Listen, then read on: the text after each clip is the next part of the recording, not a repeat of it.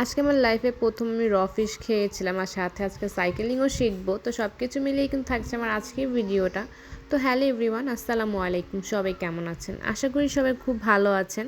তো আজকে বিকালে আমরা এখন বের হয়ে গেলাম, একটু ঘোরাঘুরি করব, সাথে খাওয়া দাওয়া করব আর আজকে একটু সাইকেলিংও শিখবো। তো এই তো আমরা মা ছেলে কিন্তু এখন এসে পড়লাম আর আমরা এসেছিলাম আজকে লাকুইলা সেন্টারে। তো সাইফান কিন্তু ঘোরাফেরা করতে খুবই পছন্দ করে, সে এখানে আসলে খুব এনজয় করে। এখানে ওর মতো ছোট ছোট আরও অনেক বেবি আছে, ওদের সাথেও খেলা করতে পারে। আর আমার কাছে এই রাস্তাটা খুবই সুন্দর লাগে। আসলে এখানকার সবগুলো রাস্তাই খুবই সুন্দর, কিন্তু এখানে বিকাল টাইমটা খুবই ভালো লাগে, অনেক মানুষ আসে।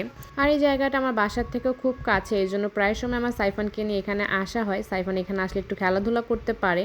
এই দেখেন এসে এসে কিন্তু খেলাধুলায় ব্যস্ত হয়ে গেছে। আর আমিও সাথে আজকে একটু সাইকেলিং শিখে নিচ্ছিলাম, যদিও কোনো লাভ হয়নি। আমি প্রায় আধা ঘন্টার মতো ট্রাই করেছি, কিন্তু আমার দ্বারা হচ্ছিলই না।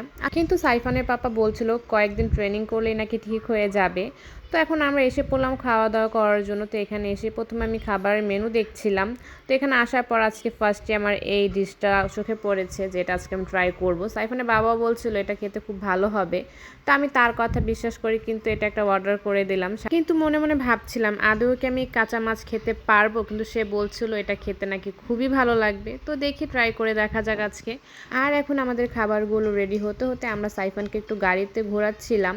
আর সাইফান যতক্ষণ ছিল আজকে গাড়িতেই ঘুরেছে, তার এত ভালো লেগেছে।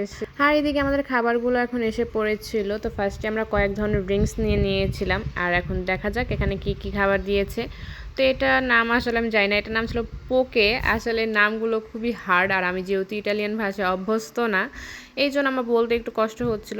তো পোকের মধ্যে কি কি ছিল সেটা এখন আমি দেখিয়ে দিই। এখানে অ্যাভোক্যাডো ছিল, সাথে ম্যাঙ্গো ছিল, আর ভেতরে রাইসও ছিল, সাথে ছিল সিমের বিচি হবে এরকম কিছু একটা।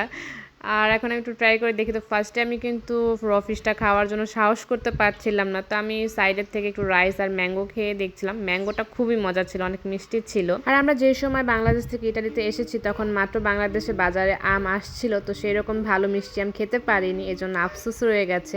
কিন্তু এখানে দেখেন আমার হাজবেন্ড কিন্তু আমাকে জোর করে একটু র ফিশ খাওয়ালোই, আর খাওয়ার পর আমার একদম বমি এসে পড়েছে, এত ডিসকাস্টিং ছিল, একটুও মজা লাগেনি আমার কাছে। সে বলছিল খুব ভালো, তা আমাকে দিয়ে এগুলো আসলে হবে না। তা আমি এখানে খাচ্ছিলাম। আর এটা হচ্ছিলো, এটার নাম আমি জানি না, এটা মিট বক্স টাইপ এরকম কিছুই হবে।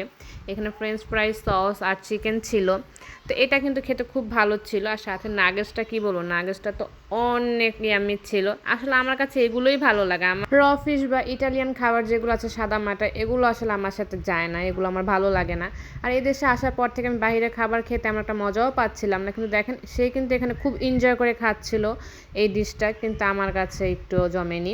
তো যাই হোক, আমার সাইফোনও কিন্তু এখানে একটা নাগেটস নিয়েছিল, ওরও নাগেটসটা খুব ভালো লেগেছে। আর ইতালিতে আসার পর আমরা যতবারই বাইরে খেয়েছি না কেন, কোনো খাবারই এখানে ঝাল ইউজ করে না। আসলে এই জন্য আমার কাছে একটু ভালো লাগে না। আমার কাছে আমাদের বাংলাদেশের তেল ঝাল দিয়ে রান্না করা যে খাবারগুলো, সেগুলোই খেতে মজা লাগে। আর সাইফানের পাপা এখান থেকে অ্যাভোকাডোর ফিশগুলো খেয়ে নিয়েছিল, লাস্টে আমার জন্য ম্যাঙ্গোগুলো রেখে দিয়েছিল। তো ম্যাঙ্গোগুলো আমি খেয়েছি।